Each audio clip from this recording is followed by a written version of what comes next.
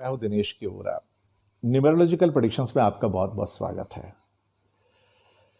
क्या भारत चाइना से कंपीट करने के लिए या कुछ एरियाज में बांग्लादेश और वियतनाम से कंपीट करने के लिए स्पीड, एफिशिएंसी, इफेक्टिवनेस और कॉस्ट इफेक्टिवनेस पैदा कर सकता है?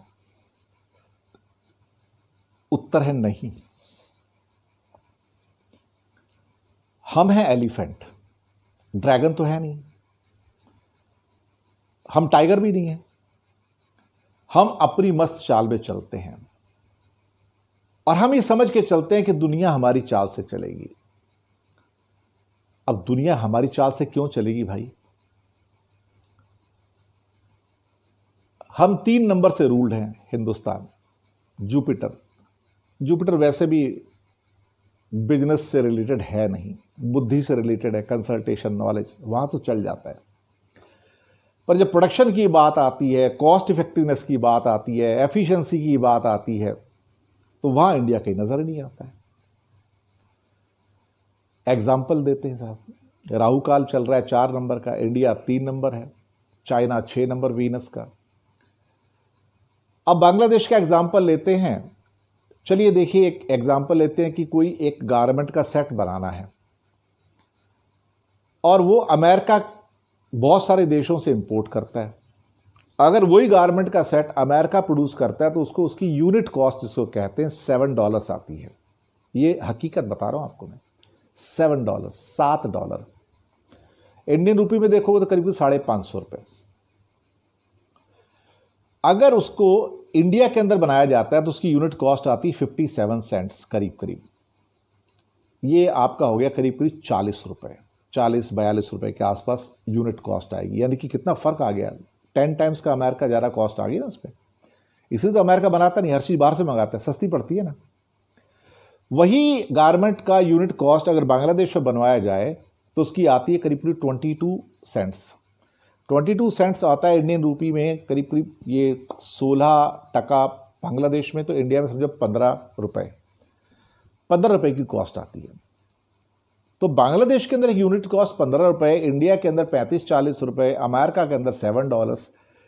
तो अमेरिका कहाँ से माल लेगा? अमेरिका के बड़े बड़े ब्रांड हैं, चाहे H&M है, ज़ारा है, या उसके वॉलमार्ट्स वगैरह भी हैं, वो कहाँ से माल लेंगे? कॉस्ट इफेक्टिवनेस किसकी है, एफिशिएंसी किसकी है? बांग्लादेश की। तो वहां से लेंगे। वही होता है।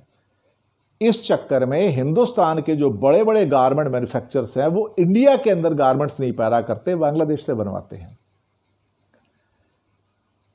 आप सोचिएगा कि हम जो एलिफेंट हैं वो इतनी तरक्की क्यों नहीं कर पाते हैं? हम सिर्फ बातें करते रह जाते हैं, हम चाल नहीं चल पाते हैं। टाइगर की तो बात ही छोड़ दीजिए और ड्रैगन की तो बात ही छोड़ दीजिए। वियतनाम जैसा कंट्री जो कि आज से 6 साल पहले 2014 के अंदर $130 बिलियन का एक्सपोर्ट करता है, आज $265 बिलियन का एक्सपोर्ट करता है। इस साल करीब करीब शायद $300 बिलियन पे आ जाएगा।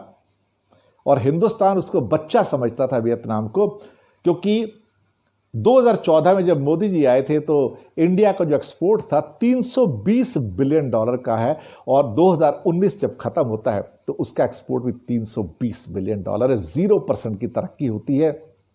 वियतनाम की तरक्की करीब करीब 105% होती है और बांग्लादेश की तरक्की 75% करीब होती है, 70 से 75%। इस साल ऐसा लग रहा है कि इंडिया के एक्सपोर्ट्स तो बहुत डाउन हो गए हैं और वियतनाम के एक्सपोर्ट्स अभी चल रहे हैं। मुझे कोई हैरानी नहीं होगी अगर वियतनाम इस साल 2020 के अंदर कहीं ना कहीं इंडिया के आसपास आ जाए। अभी $60 बिलियन का फर्क था पिछले साल तक, ये कॉम्पनसेट हो गया। कहीं ऐसा ना हो जाए कि इस साल वियतनाम इंडिया से आगे निकल जाए। आप सोचिएगा कि हम बड़े बड़े जुमले रचते हैं, बातें करते हैं, विश्व गुरु बनेंगे, हम ये करेंगे, और कुछ कंट्री ऐसे जो बात नहीं करते, सिर्फ करते हैं, वो करके दिखा देते हैं। वियतनाम बात ही नहीं करता, एक स्टेटमेंट नहीं आता कि हम ये करेंगे, हम वो करेंगे, बड़ी बड़ी बातें नहीं करते, पर जब रिजल्ट आते तो पता लगता है वो तो कहां पहुंच गए।